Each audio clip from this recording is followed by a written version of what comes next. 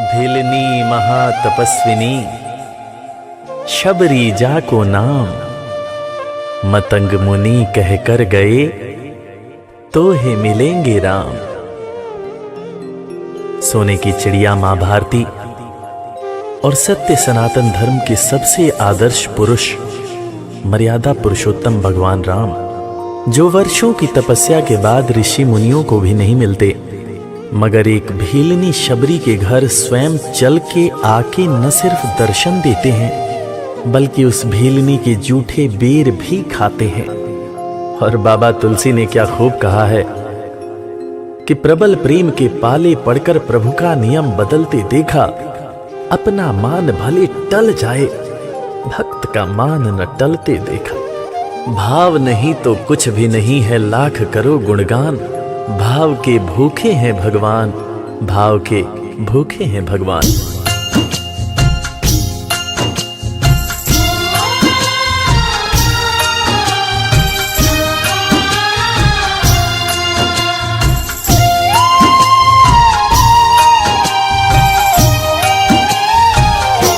भाव के भूखे हैं भगवान, भाव के भूखे हैं भगवान, भाव के भूखे हैं भगवान, भाव के भूखे हैं भगवान।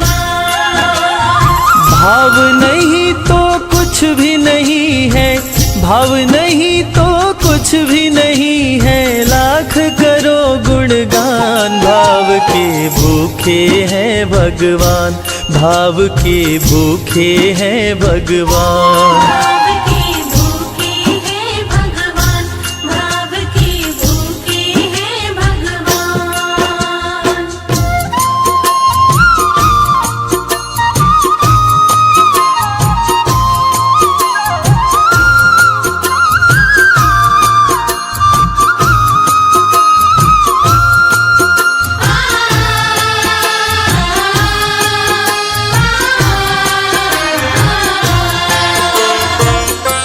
एक थी शबरी भक्तन, न्योछावर करके तन मन, मतंग मुनि के संग में करती थी प्रभु का कीर्तन।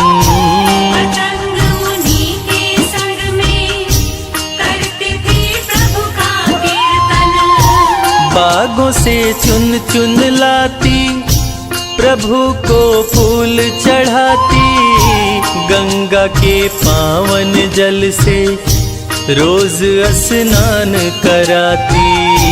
गंगा के पावन जल से रोज स्नान कराती। चरण धो के श्री राम का करती, चरण धो के श्री राम का करती, चरणामृत का पान। भाव के भूखे हैं भगवान, भाव के भूखे हैं भगवान। भाव के भूखे हैं भगवान, भाव के भूखे हैं भगवान।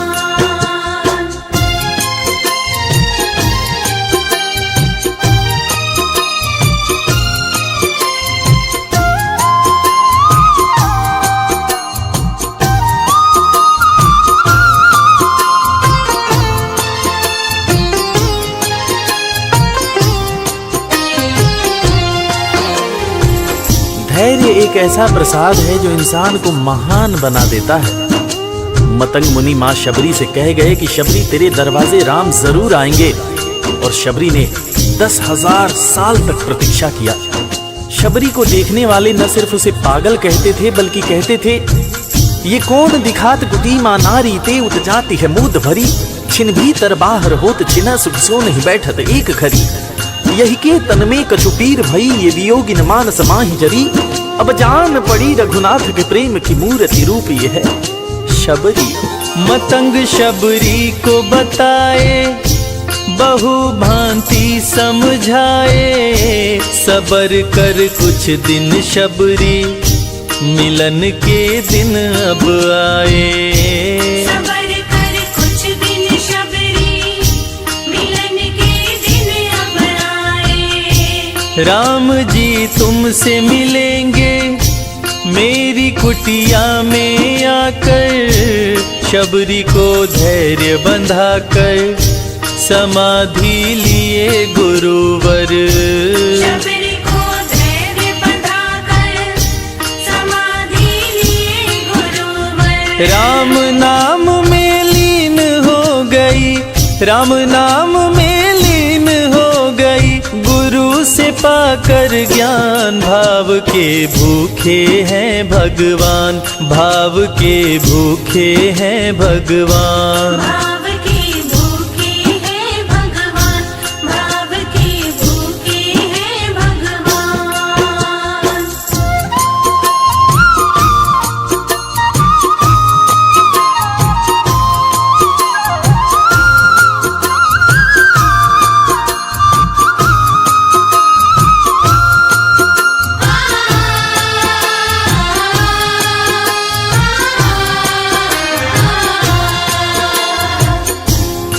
माँ शबरी के गुरु महामुनि मतंग जब अपने नश्वर शरीर का त्याग कर रहे थे, तब माँ शबरी ने उनसे पूछा, हे गुरुवर, मुझे मेरे राम कहाँ मिलेंगे? इस पर महामुनि मतंग ने शबरी को जवाब दिया कि शबरी, अरे दुनिया राम को ढूंढती है, मगर तू तो ऐसी खुशनसीब है कि तेरे दरवाजे राम स्वयं चलकर आएंगे।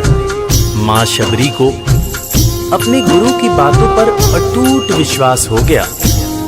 माँ शबरी हर रोज राहों पर फूल बिछाती थी, चुन चुन कर मीठे बेर चख चख कर इकट्ठा करती थी, ताकि मेरे प्रभु श्री राम जब आएंगे तो बड़े प्यार से इसका भोग लगाएंगे।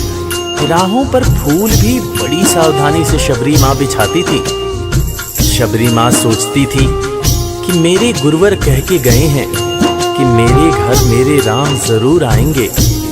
शबरी माँ राहों पर दूर दूर तक फूल बिछाती कि प्रभु श्री राम के पैर में कहीं कोई कांटा न चुभ जाए। राह पे फूल बिछाती, वो मीठे बेर को लाती, मेरे प्रभु राम आएंगे, नैनों में सपने सजाती। मेरे प्रभु राम आएंगे, नैनों में सपने सजाती। राम से प्रीत लगा के वो निश दिन राम पुकारे, उमरिया बीती जाए रे कि अखियां पंथ निहारे।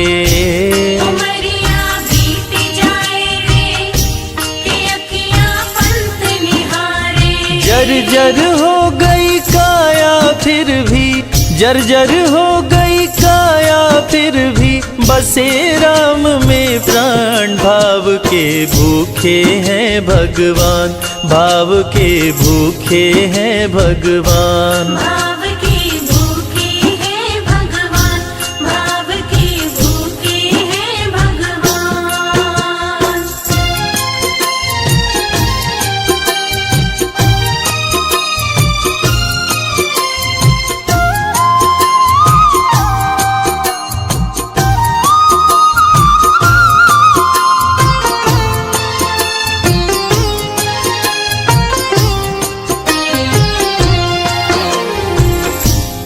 समय समय के साथ बीतता गया। माँ शबरी अब बूढ़ी हो गई। माँ शबरी की उम्र जैसे जैसे बढ़ती गई, प्रभु श्री राम के प्रति उसका प्यार और भी ज्यादा गहरा होता गया। माँ शबरी जो इस जन्म में तो भीलनी हुई थी, मगर अपने पूर्व जन्म में वो एक बहुत बड़े राजा की रानी थी। प्रयागराज, जहां पर कुंभ का मेला लगता है, एक बार वो अपने राजा के साथ उसी कुंभ के मेले को देखने पहुंची। अपने पूर्व जन्म में भी मां शबरी को प्रभु श्री राम से उतना ही ज्यादा प्यार था।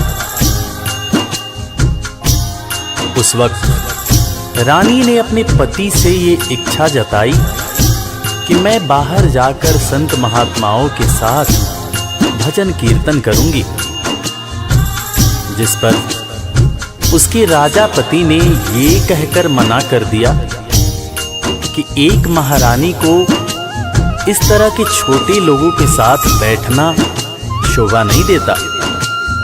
ये बात महारानी के हृदय में चुभ गई। महारानी ने गंगा के पानी में जाकर अपने प्राण त्याग दिए और ईश्वर से कहा, हे मेरे प्रभु, हे मेरे राम, इस जन्म में तो आपने मुझे बहुत खूबसूरत बनाया है, अगले जन्म में चाहे मुझे कुरूप बना देना। इस जन्म में आपने मुझे उच्च कुल में जन्म दिया है, अगले जन्म में चाहे तो मुझे भीलनी बना देना। मगर हे प्रभु, मेरा अगला जन्म जब भी हो, मुझे ये सौभाग्य जरूर देना कि मैं तुम्हारे नाम को जपूं, मैं तुम्हारा नाम लूं, मुझ पर कोई बंधन न हो।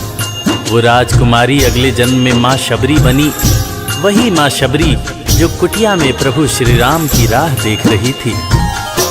वो सुंदर आसन लगा के स्वच्छ कुटिया को सजा के, राह आंचल से बुहारे प्रभु का ध्यान लगा के। राह आंचल से बुहारे प्रभु का ध्यान लगा के। और ना अब तड़पाओ राम मेरे, आ भी जाओ, दरस बिन शबरी व्याकुल, राम मेरे दरस दिखाओ। दर्श बिन शबरी व्याकुल, राम मेरे दर्श दिखाओ। दरस की आस लगी मेरे प्रभु जी, दरस की आस लगी मेरे प्रभु जी, पूर्ण करो अरमान। भाव के भूखे हैं भगवान, भाव के भूखे हैं भगवान। भाव के भूखे हैं भगवान, भाव के भूखे हैं भगवान।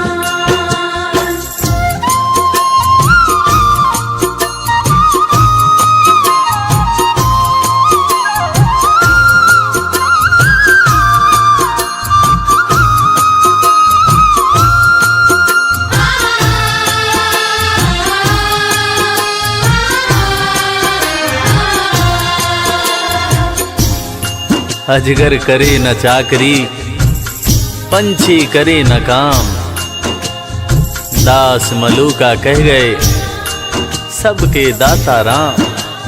और हम सबके परम पूज्य बाबा तुलसीदास ने रामचरितमानस में भी कहा है, राम से बड़ा राम का नाम। और यही काम माता शबरी दिन रात कर रही थी। बस वो एक ही बात बार बार बोले जा रही थी कि मेरे राम आएंगे, मेरे राम आएंगे। वो हर वक्त हे राम बोलती रहती थी।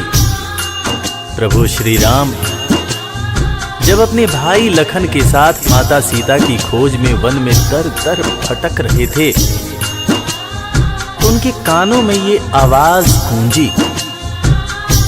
उन्होंने अपने भाई लखन से कहा, प्रिय अनुज, ध्यान से सुनो।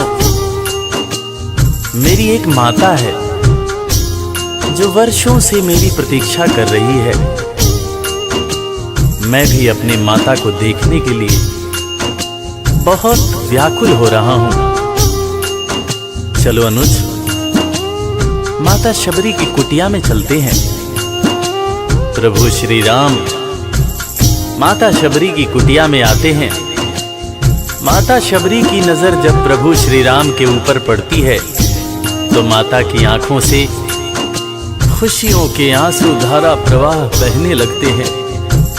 माता शबरी रो रो के कहने लगती है, मेरे राम आप आ गए, मेरे राम आप आ गए। आंसू भरी आंखों से मां शबरी प्रभु श्री राम और वीर लखन को देखे जा रही थी। दोनों हाथों को जोड़कर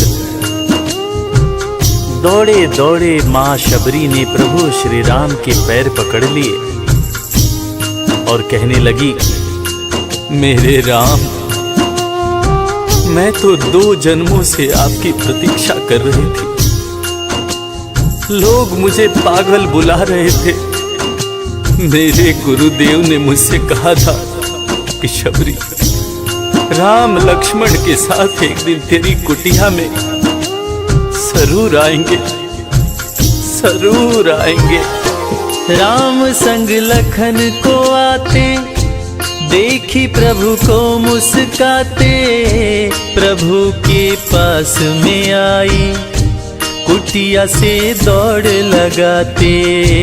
प्रभु के पास में आई कुटिया से दौड़ लगाते।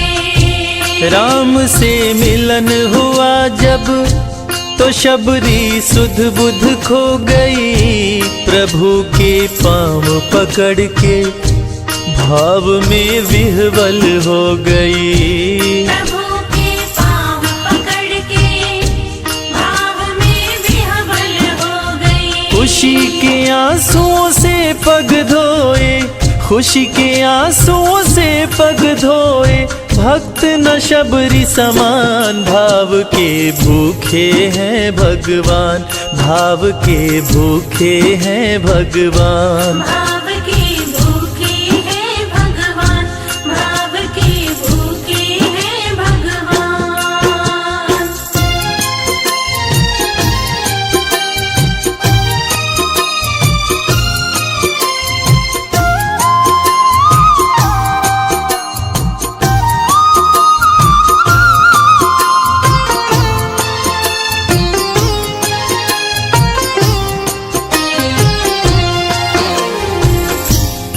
मित्रों, मैं रविराज आप सबको आज एक बात बताना चाहूंगा। वो बात जो मुझे मेरे गुरुदेव फरीद हसन खान साहब ने बताई है, और वो बात ये है कि ईश्वर को हमारी जरूरत नहीं है, हमें ईश्वर की जरूरत है। ईश्वर हमारे बिना भी पूर्ण है, मगर हम ईश्वर के बिना हमेशा ही अपूर्ण हैं। हम पैदा तो इंसान के रूप में होते हैं, मगर अंत में हमें उसी परमात्मा के पास जाना होता है। इसलिए हमें जीवन में हर वो कार्य करना चाहिए जो ईश्वर को पसंद हो, और ईश्वर को सिर्फ यही पसंद है कि हम नेक दिल बने, दयालु बने और सदैव ही अच्छाई के मार्ग पर चलें, चाहे कितनी भी कठिनाई क्यों न हो, और हमेशा अपने परमात्मा को याद करते रहें, चाहे ईश्वर के रूप में, चाहे अल्लाह के रूप में, गुरु नानक देव जी के रूप में, चाहे ईसा मसीह के रूप में। जो भी इंसान ईश्वर को याद रखता है वो कभी जीवन में किसी का बुरा नहीं कर सकता। बुरा करना तो दूर की बात है, वो किसी का बुरा सोच भी नहीं सकता है। उसका मन हमेशा साफ और शांत रहता है। मन हो गर निर्मल संजय, प्रभु जी दौड़े आते, प्रसाद की बात करें क्या, वो झूठे बेर भी खाते। प्रसाद की बात करें क्या, वो झूठे बेर भी खाते। बात है सच्ची लेकिन हम सब, बात है सच्ची लेकिन हम सब इससे हैं अनजान। भाव के भूखे हैं भगवान, भाव के भूखे हैं भगवान। भाव के भूखे हैं भगवान, भाव के भूखे हैं भगवान। भाव नहीं तो कुछ भी नहीं है, लाख करो गुणगान। भाव के भूखे हैं भगवान, भाव के भूखे हैं भगवान, भाव के भूखे। इस कथा के लेखक पंडित संजय तिवारी जी, साउंड इंजीनियर श्री कैलाश डंडरियाल जी, मैक्स स्टूडियो दिल्ली। संगीतकार लवली शर्मा। मैं आपका अपना रविराज और वीर म्यूजिक परिवार की तरफ से आप सभी को कोटि कोटि प्रणाम करता हूँ। किसी भी त्रुटि के लिए हम क्षमा प्रार्थी हैं।